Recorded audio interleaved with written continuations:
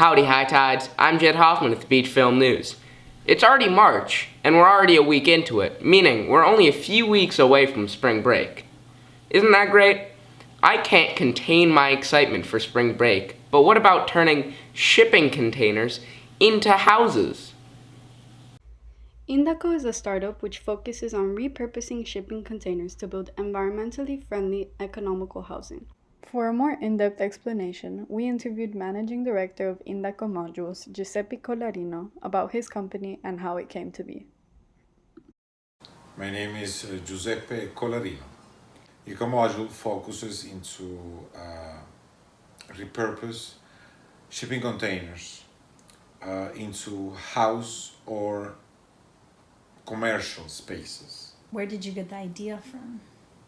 The idea of working with the shipping containers came to me when I was living in London 20 years ago. I was quite impressed because I saw how easily it was to create a living space out of material that was basically obsolete and very resistant and structurally sound and sturdy. Shipping containers are made of commercial-grade steel and built to last 25 to 100 years. They are resilient against harsh environments such as storms, sea surges, and earthquakes.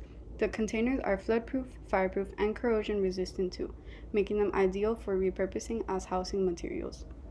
How many containers would a two-bedroom home have? We have a design. This is called Cassetta. Cassetta meaning little house in Italian. Cassetta is a 2 bedrooms, 2 bath, living, kitchen, and laundry area. This is 1,000 square feet.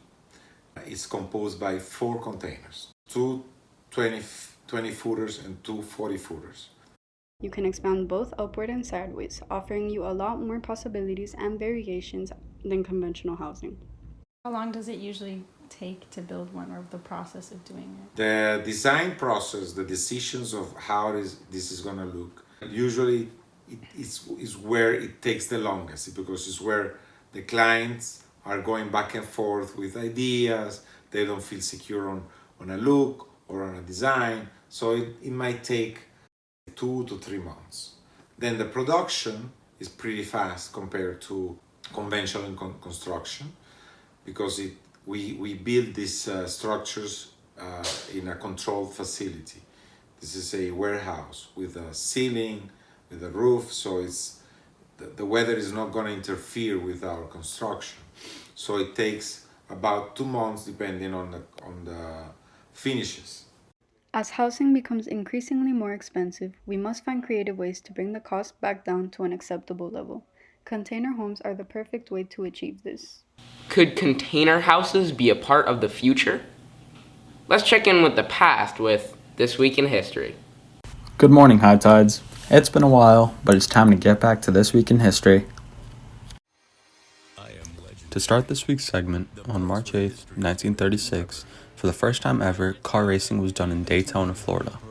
The first race was organized specifically for stock car racing participants and was considered an early start of what people know today as the Daytona 500. To follow that, on March 8th, 1817, the New York Stock Exchange was formally created. It became one of the world's largest marketplaces for securities and other exchange-traded investments. After that, on March 9th, 1959, Barbie doll made its first debut at the American Toy Fair in New York. Toys from the 1950s, the doll was designed by Ruth Handler and introduced by Mattel Toy Company, costing $3, which, mind you, was a lot in 1959. And to conclude this week's shorter segment, on March 12, 1894, Coca-Cola began selling its first bottles in Vicksburg, Mississippi. Coca-Cola, or Coke as we now call it, is a carbonated soft drink manufactured by the Coca-Cola Company. Coke was originally marketed as a temperance drink and intended as a patent medicine. Well, High Tides, that's it for This Week in History. Make sure to check in for the next one, and I will see you later. We just looked at some history, but now let's check in with a piece about African music.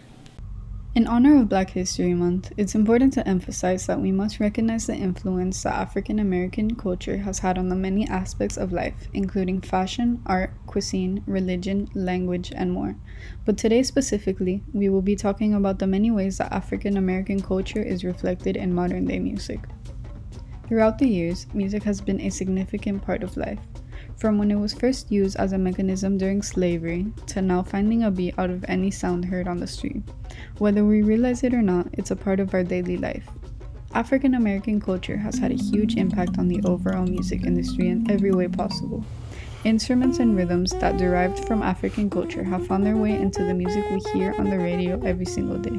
For a clear understanding, we interviewed music producer / NYU Steinhardt professor, J.C. Lozada.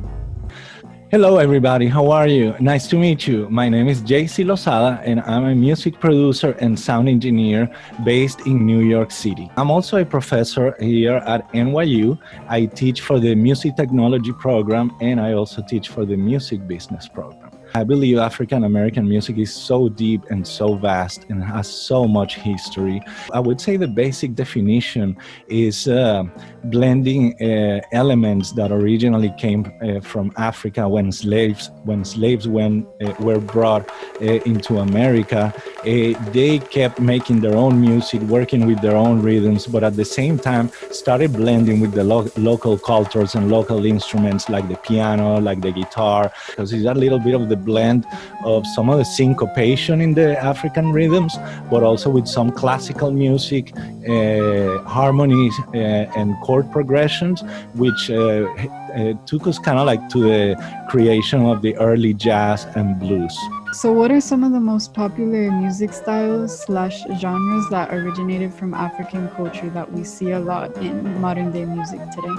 There are so many genres and subgenres that have derived from the African influence and the African American blend of cultures, right? In the early 1900s, we find the bebop started coming up, and after that, the jazz and the blues, R&B, disco music. If we come to more of the modern day era, then we're gonna have rap, hip hop, breakbeat, and like I was saying earlier, there are so many different genres and subgenres that are considered African American.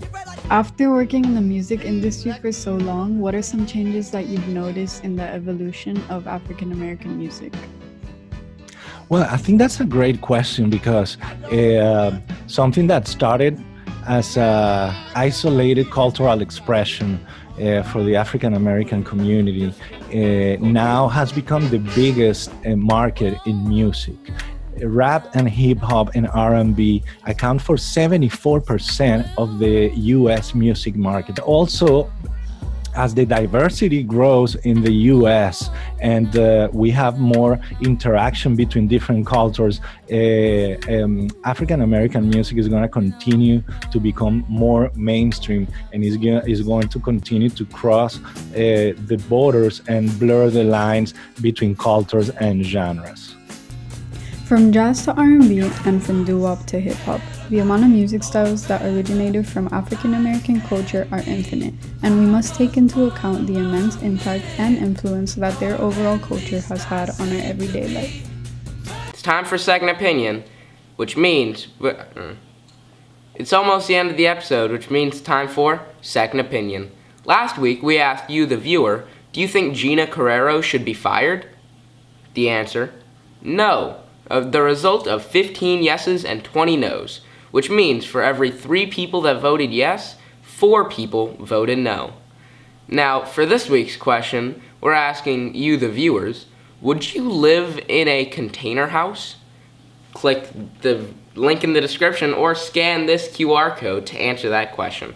And like always, I've been Jed Hoffman, you've been you, goodbye.